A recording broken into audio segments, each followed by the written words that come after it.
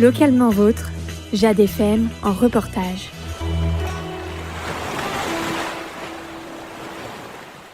Vous connaissez la structure ici? Pas du tout. Ils ont fait pas mal de travaux pour améliorer les clubs, donc c'est super. Accessible pour les personnes handicapées. Beaucoup plus d'adhérents qu'avant, donc ça donne une image sympathique. Il y a le clubhouse, tout ça, c'est super. C'est très confort, enfin très beau. Hein. Très beau, c'est confortable, c'est éclairé. Ouais.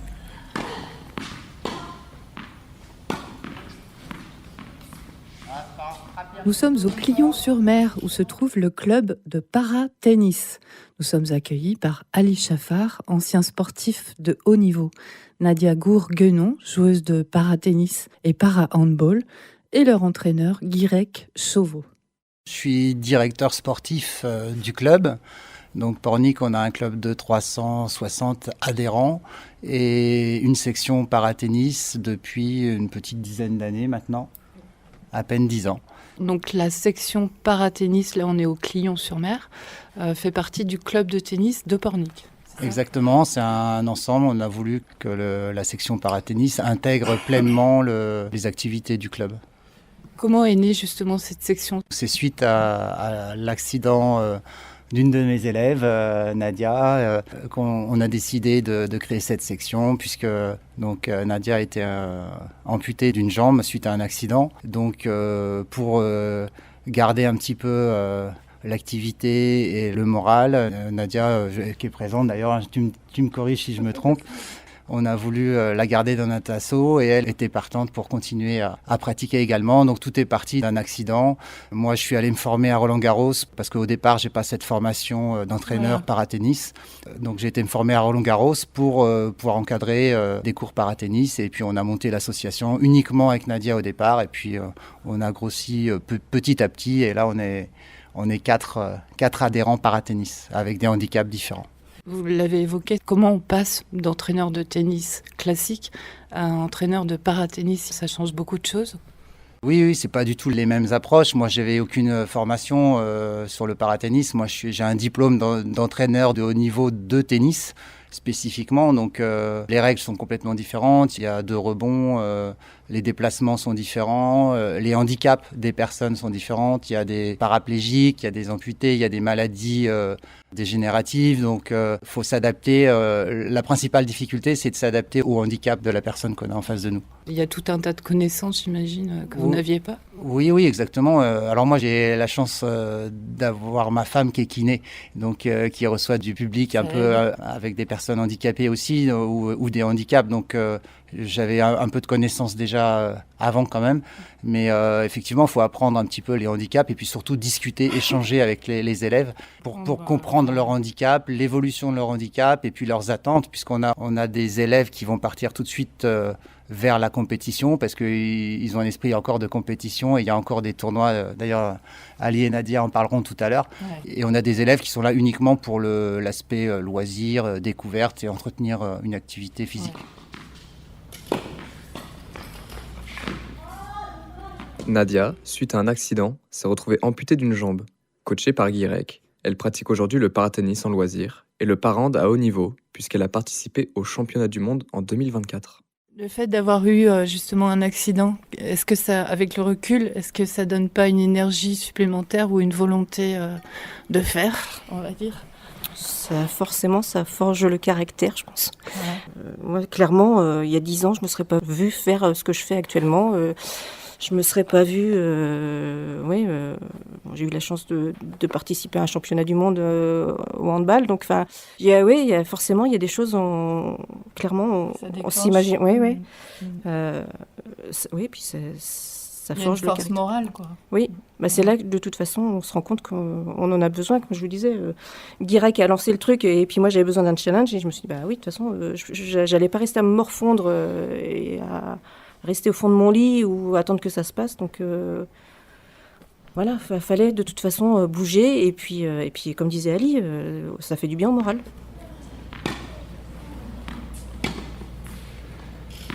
Ali, lui, a pratiqué le sport de haut niveau, notamment le football. Handicapé depuis l'âge de 20 ans, il s'est investi dans le paratennis, qu'il a découvert en 1985. Il a été à plusieurs reprises champion régional et membre de l'équipe de France au cours des années 90. Aujourd'hui, il s'entraîne avec Nadia et Guirec. Il y a une anecdote. Je jouais avec une personne en fauteuil qui était numéro 1 mondial. Un mec qui était numéro 1 mondial, un Canois, un Français. Et il était partout. C'est une star. Il était accueilli, il voyageait en avion, il va aller aux États-Unis, au Japon, en Australie, tout ça. Et puis, on discute comme ça. Et je dis, Laurent, mais ça va, tu es heureux, tu vas... Il dit, je suis heureux d'avoir eu mon accident. Oui. Je dis, pourquoi ? Il me dit, je suis handicapé. Si je suis resté comme j'étais avant, j'étais un petit maçon. Il est tombé en fait de l'échafaudage là, et puis il a eu cet handicap-là. Alors que là, je suis devenu méga star, il est connu aux États-Unis, on parle de lui en Australie, on parle du Japon, en faisant du sport. Donc l'handicap, il donne une force. Et cette image-là, mais c'est beau. C'est beau d'accepter, de surmonter son handicap, et vivre, et ça devient un atout. Un handicap peut devenir une opportunité. Et un atout pour vivre, pour être bien dans la vie. Ça, il faut donner ça aux jeunes, aux handicapés, aux personnes qui ont malheureusement un accident, un truc comme ça. C'est très, très important pour dire ça. Moi, je tourne dans les centres de rééducation et je dis ça tout le temps. Il ne faut pas rester enfermé sur soi-même. C'est la fin du monde. C'est qu'est-ce qui m'est arrivé. Non, ça peut arriver à tout le monde. C'est le destin, comme on dit. C'est comme ça. Mais voilà, c'est là où ça commence. Et puis, peut-être c'est une opportunité, peut-être c'est un nouveau départ. Les Jeux Olympiques de Paris ont contribué à une meilleure visibilité des handisports. Ali en est l'un des premiers ambassadeurs.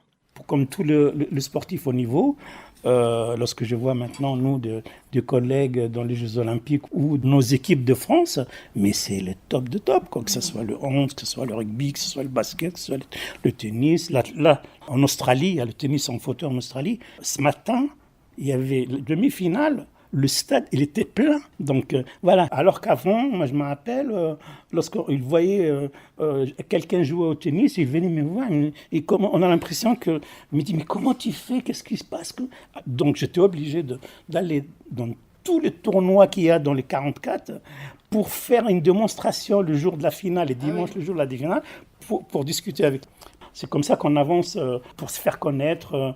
On va parler de la section, on va parler de l'handisport en général et montrer aux gens que voilà, ça avance. C'est pas pour nous, pour les générations qui vont venir après. C'est ça qui est important.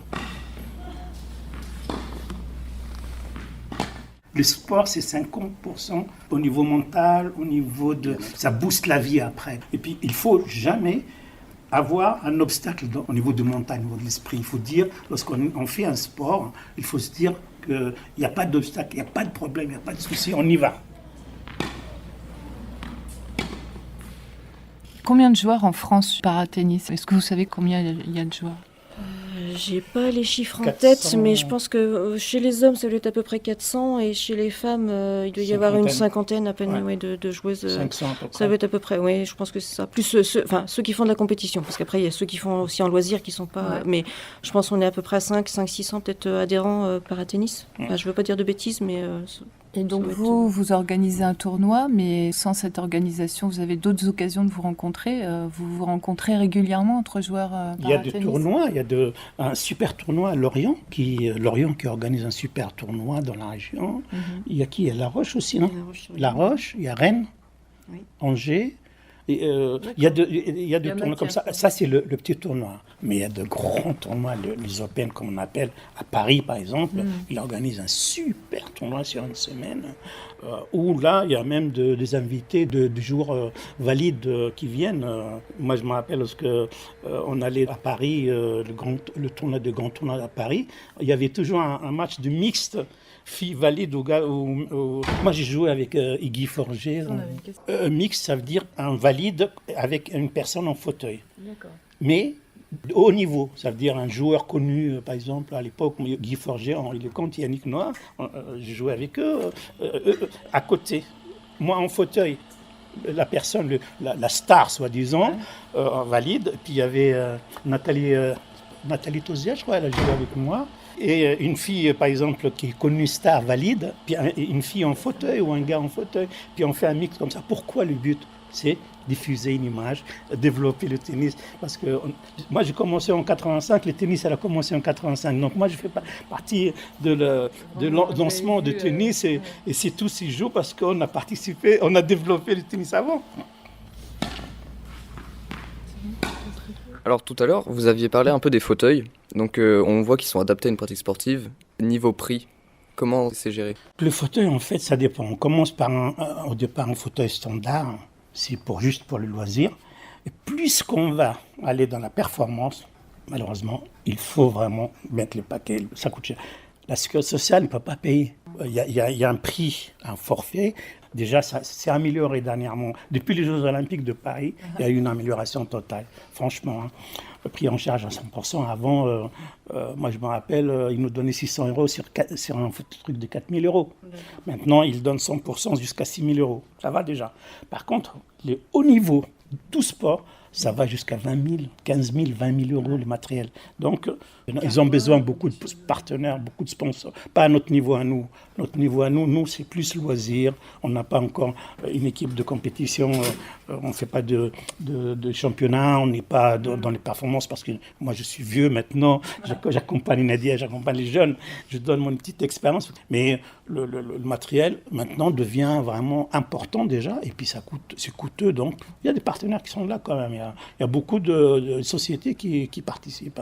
Donc c'est vrai, Ali a dit que ça coûtait assez cher, 5 000 € minimum, mais il ne faut pas prendre peur par rapport à l'activité, puisque l'association a des fauteuils de prêt. Donc on n'est pas, pour pratiquer le tennis à Pornic, au sein du club, on n'est pas obligé d'acheter son propre fauteuil. C'est important de le préciser, puisqu'on a des fauteuils de prêt. Donc il n'y a pas d'investissement à faire au départ. Et si on n'a pas assez de fauteuils, le comité Loire-Atlantique de tennis peut nous prêter également des fauteuils. Ce sont des fauteuils, on voit, on peut décrire un petit peu pour les auditeurs, les roues sont penchées. Est-ce que ce sont des fauteuils que vous utilisez dans la vie ou c'est juste pour le paratennis? Non, c'est juste, c'est vraiment, les roues inclinées, c'est vraiment spécifique des fauteuils de sport. On ne peut pas passer partout. Cela, par rapport aux portes, on ne peut pas passer partout, donc c'est un problème. Les roues sont écartées, les poids qui jouent beaucoup, il faut que ça soit léger, que ce soit maniable pour le pivot, pour la rotation, tout ça, et pour qu'il soit rapide. Donc ça, c'est un fauteuil sport. Et on a toujours un fauteuil ville qui passe partout, qui est plus moins large, plus pratique. Ouais, voilà. Comme il dit le coach Guirec, il y a des fauteuils que le club met à disposition. Donc, s'il y a des parents, de personnes qui connaissent des personnes handicapées dans les institutions d'adaptation, dans la vie de tous les jours, qui sont proches à eux, ils peuvent leur parler de venir essayer. Il y a le coach qui peut leur expliquer comment faire, leur prêter un fauteuil. Et puis surtout, il ne faut pas avoir peur de regard. On a une jeune qui vient d'arriver. Au départ, elle a peur qu'on dise, voilà, on se moque d'elle, ou elle ne sait pas jouer, comme ça. Non. On est là pour accompagner, pour aider, pour apporter un plus pour que la personne... Et le coach, il est doué pour ça, il est vraiment, vraiment gentil pour ça. Je rajoute juste un petit élément sur l'aspect des fauteuils, sécurité. Donc les roues sont effectivement un peu inclinées, c'est spécifique pour le tennis, donc ça apporte une stabilité. Et il y a également une roue à l'arrière, anti-basculement, qui permet d'avoir un aspect sécurité. Au tennis, les chutes ne sont pas possibles grâce au matériel. Donc il ne faut vraiment pas avoir peur, il y a de la stabilité et les fauteuils sont vraiment adaptés. Bien.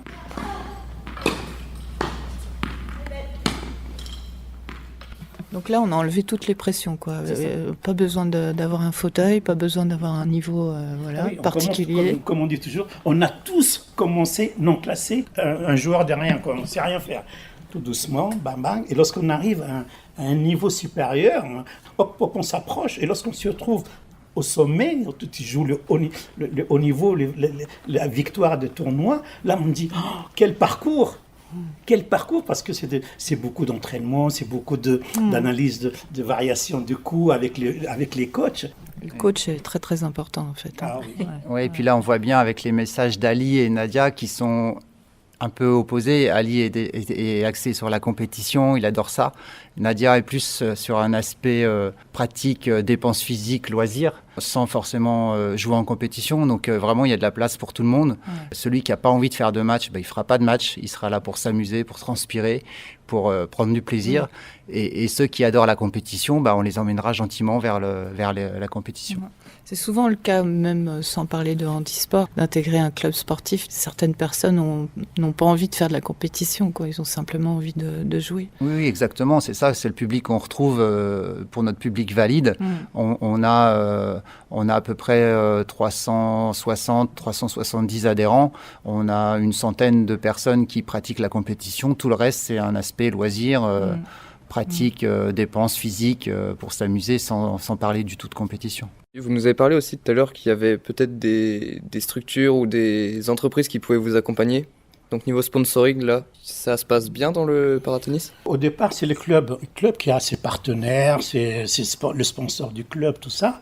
Nous, on ne fait pas de compétition au niveau, de déplacement au niveau. Nous, on n'a pas besoin de partenaires, c'est juste pour le club, pour améliorer les choses. Il y a une chose, chaque fois qu'il y a une section handisport qui s'ouvre dans un club de tennis, il y a toujours une amélioration au niveau du club, des structures. Moi, je me rappelle, chaque fois que j'étais dans un club, je fais une dizaine de clubs, j'ai rendu le club accessible. Regardez les toilettes il y a une douche accessible, il y a une toilette accessible. Vraiment, c'est une structure qui est impeccable. Donc ça, c'est très important. Et après, les sponsors, on a toujours besoin parce qu'on organise un tournoi. Nadia, elle a lancé un tournoi qui regroupe des joueurs de toute la France. Et voilà, je vais laisser Nadia parler. Depuis 4 ans, c'est la 4e ou 5e ? La 5e année qu'on organise un tournoi une fois par an. Et ça, on a besoin de sponsors et de partenaires. Donc, s'il y a des partenaires qui nous écoutent, on a toujours besoin pour discuter. Et on est ouvert pour améliorer l'accueil des personnes parce que pour nous, c'est des joueurs, des athlètes de haut niveau. Donc, on veut leur apporter tout ce qu'il faut. Alors effectivement, on organise un tournoi depuis, donc ce sera la 5e édition. Donc cette année, ce sera du 15 au 17 mai, voilà, sur 3 jours. Week-end de l'Ascension. Week-end de l'Ascension. Donc on accueille 24 joueurs donc, qui viennent de toute la France. On a notamment qui vient régulièrement, les classements changent un peu tous les ans, mais le 8e français qui vient régulièrement, qui est de Lorient. Donc 24 joueurs et joueuses, parce que pour le coup c'est mixte, répartis sur 3 tableaux. Donc on les accueille pendant 3 jours. Ils font des matchs de simple, de double, voilà, jusqu'au final qui auront lieu le dimanche matin. C'est une grosse organisation, donc si ces joueurs-là restent pendant 3 jours, il faut les héberger, il faut... Oui. Alors effectivement, c'est une grosse organisation parce que ils sont hébergés pendant 4 nuits en fait. Donc ils arrivent la veille du tournoi qui commence le vendredi matin. Donc dès le jeudi soir, en fait, on a une petite réunion d'information. Ils sont logés sur Pornic pendant le week-end de l'Ascension.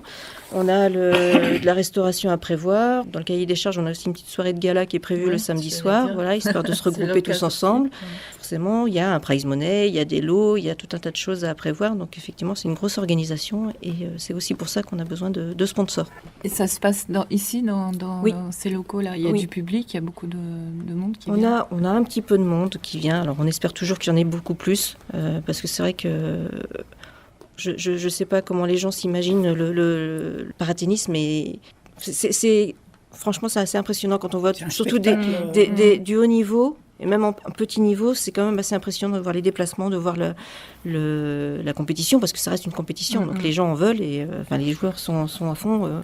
Suite aux Jeux Olympiques, justement, ça va susciter beaucoup de curiosité, davantage de curiosité. Oui. On espère, justement, on espère. Donc ce sera, de toute façon, sur les 3 jours. Normalement, c'est quand il fait beau, c'est sur les terrains extérieurs. Donc c'est en accès libre, gratuit, ouvert à tous. Enfin, il n'y a pas de souci pour venir. On est un club ouvert et qu'il ne faut pas hésiter à venir au Clion pour voir les entraînements. On fait des cours d'essai gratuits pour les gens qui veulent venir essayer, ils sont les bienvenus. Est-ce que vous recherchez des joueurs ? On recherche toujours des joueurs pour essayer de gonfler nos effectifs et puis pouvoir éventuellement créer des équipes pour faire des championnats par équipe. Combien de joueurs pour une équipe ? Il faut être au moins 3 ou 4 avec un remplaçant. On n'a pas un effectif suffisamment important pour créer une équipe parce qu'on a à la fois des joueurs loisirs et quelques joueurs compétition. Mais voilà, on est à la recherche notamment de jeunes moins de 18 ans pour pouvoir les former, pour pouvoir acquérir un bon niveau pour après faire des championnats par équipe. Donc là, on va s'éclipser pendant que vous jouez. On va quand même aller enregistrer un petit peu le match. Ouais. Et j'avais une dernière question. C'est donc Ali contre Nadia. Est-ce que c'est équitable, Nadia? Ah oui. Au niveau. Ali a encore quelques petites bottes secrètes. Nadia, ce que j'adore chez Nadia, c'est elle n'est pas, comme elle dit, la compétition, tout ça, mais elle est douée. Elle est douée dans tous les sports qu'elle peut faire. D'accord. Elle peut faire du basket, elle a fait du hand, elle peut faire n'importe quel sport. Et l'avantage, il y a une chose qu'on peut dire pour les auditeurs, c'est que le tennis, on peut jouer avec sa femme, avec des gens valides du club, avec un ami. Moi, par exemple, lorsque je joue au tennis, avec mes enfants, on a toujours des raquettes. Lorsqu'on partait en Tunisie, au Maroc, en Turquie, partout où on va, on mettait 2 raquettes dans les valises et on joue dans les hôtels où on est, parce que ce soit en fauteuil ou valide, un ami, sa femme, on joue avec tout le monde. C'est un sport qui peut se jouer partout. Donc pour répondre à ma question, vous êtes à peu près au même niveau tous les deux? Ah non, Nadia, elle est beaucoup plus forte que moi. Si à l'écoute de ce reportage, nos interlocuteurs vous ont transmis le virus, contactez le club de tennis de Pornic au 02 40 82 95 32 ou par mail tcpornic@gmail.com ou sur leur page Facebook. On communique d'ailleurs régulièrement sur les réseaux, sur tous nos résultats et sur toutes les actualités du club. Donc vous envoyez un petit message et puis nous, on vous répond rapidement. Merci Guirec. Avec plaisir, merci à vous. Vous êtes également bienvenue en tant que spectateur à l'Open de la Côte de Jade, la 5e édition du tournoi paratennis organisé par Nadia Gour. Rendez-vous au Clion du 15 au 17 mai. Un grand merci à eux pour l'accueil. C'était Hugo et Val pour Jade FM.